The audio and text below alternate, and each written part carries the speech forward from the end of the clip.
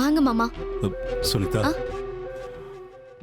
உண்மையிலேயே நீ என் வார்த்தைக்கு மதிப்பு கொடுக்கறதா இருந்தா தயவு செஞ்சு நான் சொல்றத கேளு. உங்க பேச்சு நான் எப்ப கேட்கல மாமா. என்னன்னு சொல்லுங்க.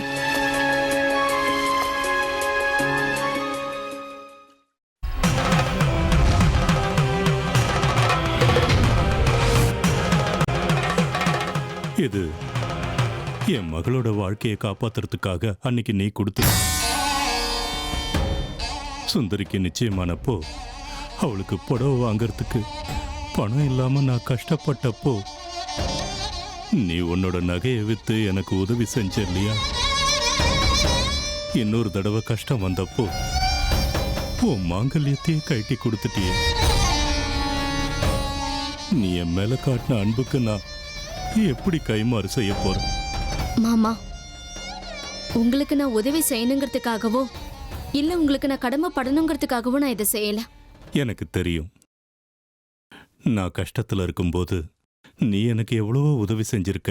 உனக்கு கஷ்டங்கும் போது உதவி செய்யறது என் கடமை இல்லையா? நீ அனுபவிக்கிற கஷ்டங்கள், அவமானங்கள் எல்லாம் எனக்கு தெரியும். அதுவும் எங்க வீட்டுல எங்க கண்ணு முன்னாடியே உன்னை அசிங்கப்படுத்திருக்காரு. வாங்கிக்கம்மா, இதை போட்டுக்கிட்டாலாவது உன் புருஷன் கொஞ்சம் சமாதானமாவாரு.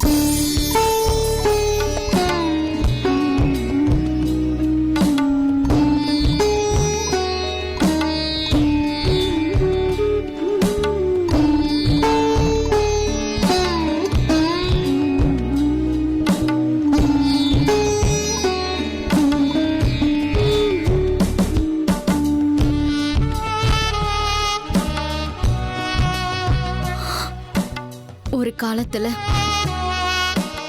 இத நீங்க என் கழுத்துல கட்டுவீங்கன்னு நான் ஆசைப்பட்டேன். ஆனா அப்ப நிலைமையே வேற. உங்களுக்கு மனைவி ஆகிற பாக்கியம் எனக்கு இல்ல மாமா. உன் லட்சணத்துக்கு இவனே புருஷனா இருக்கட்டும்னு கடவுளே முடிவு பண்ணிட்டாரு. அதெல்லாம் முடிஞ்சு போன கதை சுனிதா. இப்போ நம்ம எப்படி இருக்குமோ அப்படித்தான் வாழ முடியும். தெரியும் மாமா.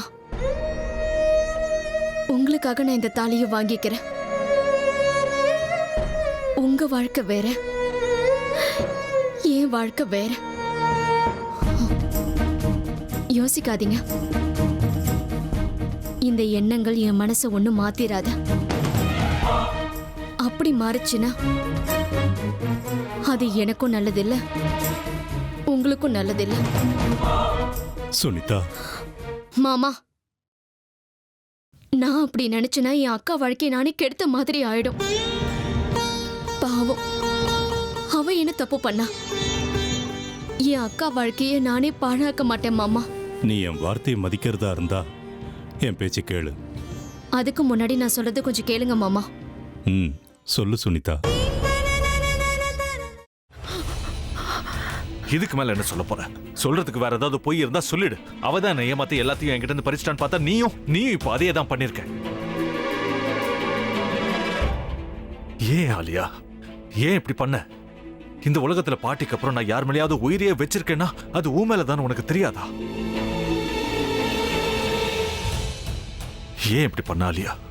உனக்கு காசு பணம் அவ்வளவு முக்கியமா போயிடுச்சு. அதுக்காக நம்ம உறவை கூட மறந்துடுவியா?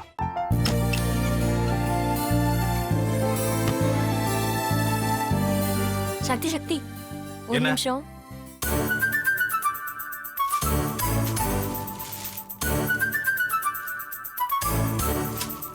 இந்தாங்க. என்ன இது? உங்களுக்கு பிடிச்ச பிராண்ட் செப்பல். இது என்ன நான் தலையில வச்சுட்டு தூங்கணுமா? சரி, அதை விடுங்க. இங்க பாத்தீங்களா, டைம் பீஸ். இதோட அலாரம்க்கு தான் நீங்க டெய்லி எந்திரிக்கணும். அதெல்லாம் என் மொபைல்ல இருக்கு. முத்து, முத்து, என்னடி இவன் முத்துன்னு ஒருத்திய உருவாக்கி விட்டா? செல்வியை மறப்பான்னு பார்த்தா எப்ப பார்த்தாலும் முத்து முத்துன்னு கூப்பிட்டு இருக்கான். முத்துவ கூப்பிட மட்டுமா செய்யறான்? முத்துவ வச்சு என்னென்னமோ செய்யறான். நாம தான் இழிச்சவாய் மாதிரி வேடிக்கை பார்த்துட்டு இருக்கோம். என்ன முறைச்சு என்ன பிரயோஜனமாயா? உனக்கு வேற குரல் போயிடுச்சு. அடுத்து அவ செல்வியை கூப்பிட்டானா என்ன பண்ண போற? உன்னுடைய விருப்பப்படியே நீ ராமநாத வீட்டு மருமகளா வாழப் போற. கண்டிப்பா என்னுடைய ஸ்தானத்திலிருந்து அவன் உன்னை நல்லா பார்த்துக்குவான் அம்மா. டேய், அவரை பத்தி தான் உனக்கு தெரியும்ல. அவர் எந்த முடிவு எடுத்தாலும் அதான் ஃபைனல். நம்ம அப்பா வேணுமா வேணாமாங்கிறத நீயே முடிவு பண்ணிக்கோ. வாடா.